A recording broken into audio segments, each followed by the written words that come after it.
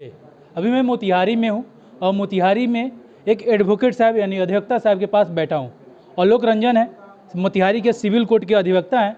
और मनीष कश्यप पर जो एनए से लगा, मनीष कश्यप पर तारीख जो दिया जा रहा है उसी पर बात रखने के लिए मैं इनसे मिला हूँ और पूछूंगा, आप सभी को बताऊंगा कि मनीष कश्यप पर जो तारीख दिया जा रहा है और एनए से होता क्या है। इस पर सर स्वागत है। बहुत बहुत स्वागत, धन्यवाद आपका भी।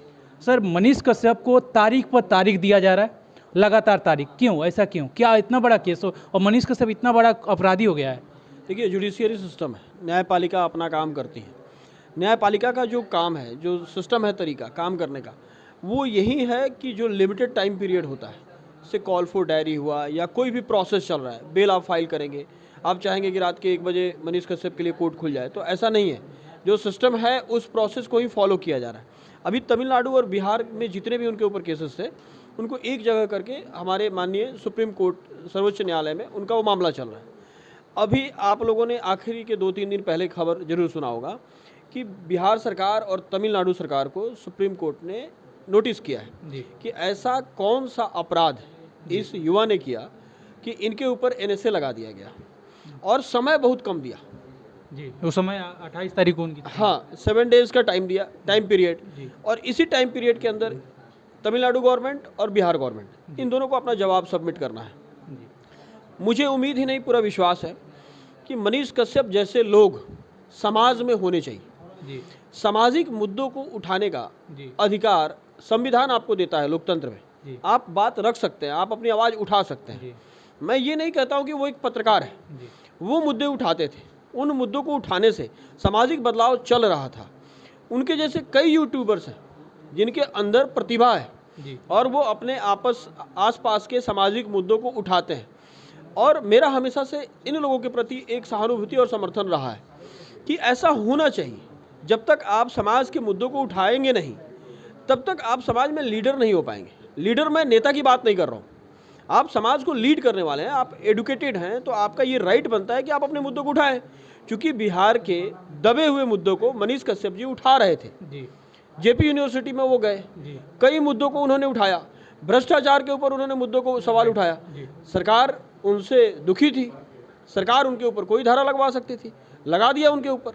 तमिलनाडु में जो मामला हुआ, उस मामले को अगर आप ध्यान से देखें, 2 दिन बाद मनीष कश्यप जी के आईडी से वो शेयर हुआ, वीडियो बना कहीं और शेयर किया। शेयर करने के एलिगेशंस के ऊपर कोई ऐसी नॉन अवेलेबल सेक्शंस नहीं है जो एफआईआर में नहीं हुए, सारे नॉन अवेलेबल सेक्शंस लगा दी। लेकिन लोगों का हिंदुस्तान में न्यायपालिका के ऊपर आज भी बहुत बड़ा भरोसा है, और इसी भरोसे का परिणाम है कि आज मैं भी पॉजिटिव हूं, और आम तमाम जितने भी लोग हैं जिनकी आस्था है मनीष कश्यप में, जो मनीष कश्यप को चाहते हैं किसी न किसी रूप में, तो वो एक विश्वास बना हुआ है। और न्यायपालिका, जुडिशियरी सिस्टम से उनको न्याय जरूर मिलेगा, ये मैं बार बार कहता हूँ। सर, कपिल सिब्बल हैं जो मनीष कश्यप के विपक्ष में केस लड़ रहे हैं, वो कोर्ट में कहते हैं कि मनीष कश्यप पहले नेता रहा है और ये नेतागिरी करता है, चुनाव नहीं इसका फल हुआ। क्या नेता पत्रकार नहीं बन सकता? देखिए, कपिल सिब्बल साहब की बातों को आप इमोशनली ना लें, वो सरकार का पक्ष रख रहे हैं। वो एक वकील है और सीनियर एडवोकेट है सुप्रीम कोर्ट के अंदर, मैं भी एडवोकेट हूँ। तो एक एडवोकेट 2 पक्ष का रहता है, एक तो स्टेट का एडवोकेट होता है, कोई भी आपके ऊपर मुकदमा होता है तो एक स्टेट पक्ष के एडवोकेट होते हैं और एक डिफेंस पक्ष के एडवोकेट होते हैं, दोनों तरफ से वकील होते हैं। सिब्बल केवल चंपारण के लोगों से क्यों अजरा? नहीं, वो अजरा नहीं रहे, वो एक वकील है स्टेट पक्ष के, तमिलनाडु गवर्नमेंट की तरफ से वो पक्ष रख रहे हैं। आप उनके ऊपर नाराज मत होइए, क्योंकि आप देखिए मुंबई में जो हमला हुआ, तो कसाब के जो एडवोकेट थे वो भी हिंदुस्तान के थे। कसाब के लिए पाकिस्तान से वकील साहब नहीं आए थे, हिंदुस्तान के ही वकील साहब थे। और हिंदुस्तान का जो जुडिशियरी सिस्टम है, न्यायपालिका है, वो आपको ये अधिकार देता है कि आपके पास वकील नहीं है तो आप वकील ले लीजिए। कोर्ट सिस्टम भी आपको वकील प्रोवाइड करता है। तो कसाब को भी इंडिया से ही वकील मिला था। यहाँ का जो सिस्टम है मनीष कश्यप के केस में, वो स्टेट पक्ष रख रहे हैं, स्टेट के एडवोकेट हैं, उनको चंपारण से कोई ऐसा नहीं है या हमसे या आपसे। एक यूनिवर्सिटी के बारे में कि यूनिवर्सिटी यहाँ था, कपिल सिब्बल की सरकार थी और लड़ रहे थे कि उसका मैंने कहा कि चंपारण वो स्टेट पक्ष के एडवोकेट है, तो वो स्टेट की ही बात करेंगे ना। जो मुकदमा उनके ऊपर हुआ है, उस मुकदमे के समर्थन में वो वकील है, तो वो तो अपनी बात रखेंगे। अच्छा, आपके हिसाब से मनीष कश्यप पर जो धाराएं लगाई गई हैं और तारीख पर तारीख दिया जाए, कितने दिन में बेल हो सकती है? मनीष कश्यप जल्द ही बाहर होंगे। आप लोग जुडिशियरी सिस्टम पे भरोसा बना के रखिए और मनीष कश्यप जैसे लोग समाज में होने चाहिए। ये जो एक समय चल रहा है मनीष कश्यप का, ये थोड़ा सा स्ट्रगल का टाइम है और मनीष कश्यप ने मजबूती से इसका वो सामना भी कर रहा है।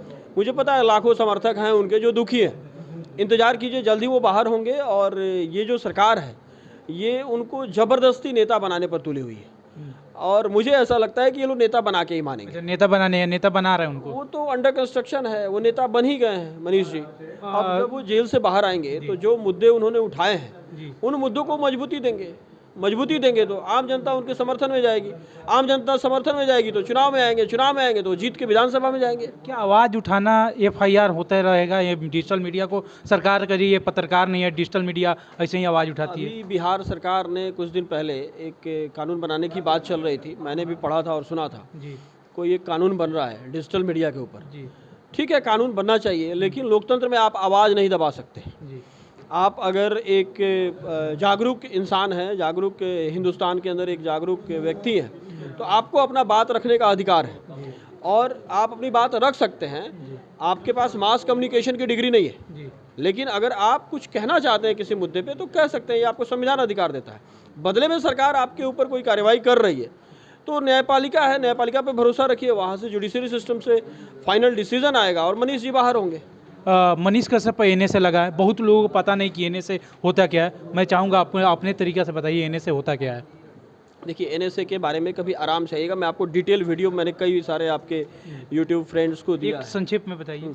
देखिए, नेशनल सिक्योरिटी एक्ट में ये अधिकार स्टेट गवर्नमेंट और सेंट्रल गवर्नमेंट के पास होता है कि कोई भी ऐसा व्यक्ति जो स्टेट गवर्नमेंट के काम में या सेंट्रल गवर्नमेंट के काम में दखल अंदाजी कर रहा हो और उससे सरकार को प्रॉब्लम हो तो उसके ऊपर सरकार NSA लगा सकती है। हालांकि डॉक्टर कफिल के बारे में आप जानते होंगे, गोरखपुर के जाने माने डॉक्टर थे वो, बच्चों के का एक अस्पताल में देहांत हुआ था कुछ संख्या में, उसमें NSA लगा दिया था उनके ऊपर यूपी गवर्नमेंट ने। इलाहाबाद हाई कोर्ट का एक बेंच ने डिसीजन जब किया, उसमें ऑर्डर पास किया, तो उस ऑर्डर में साफ साफ इलाहाबाद हाई कोर्ट के एक बेंच ने कहा था कि इस NSA एक्ट को इस तरीके से यूज़ नहीं कर सकते। बहुत आकस्मिक रीज़न हो, बहुत बड़ा कोई रीज़न हो तभी आप NSA लगाएं। लगाने के लिए आप कोई भी सेक्शन लगा सकते हैं। एक आरोप होता है, लेकिन उस आरोप को सिद्ध करने की एक प्रक्रिया होती है। वो आरोप सिद्ध नहीं होता है तो फिर वो बाहर आ जाते हैं। अब सुप्रीम कोर्ट ने खुद ही संज्ञान लिया है, ऑनरेबल सुप्रीम कोर्ट ने पूछा है कि ऐसा कौन सा काम किया है, तो ऐसा कोई काम तो मनीष कश्यप ने किया नहीं है।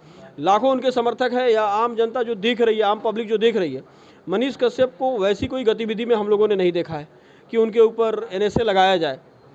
आप भरोसा रखिए, न्यायपालिका बहुत मजबूत है हिंदुस्तान के अंदर और जुडिशरी सिस्टम से आम लोगों को न्याय मिल रहा है। सत्य हार सकता है, 100% किया जा सकता है। बिल्कुल, जल्द ही मनीष कश्यप बाहर होंगे। जल्द ही मनीष। बहुत बहुत धन्यवाद सर, मेरे साथ। आपका भी। मेरे साथ है आलोक रंजन जी।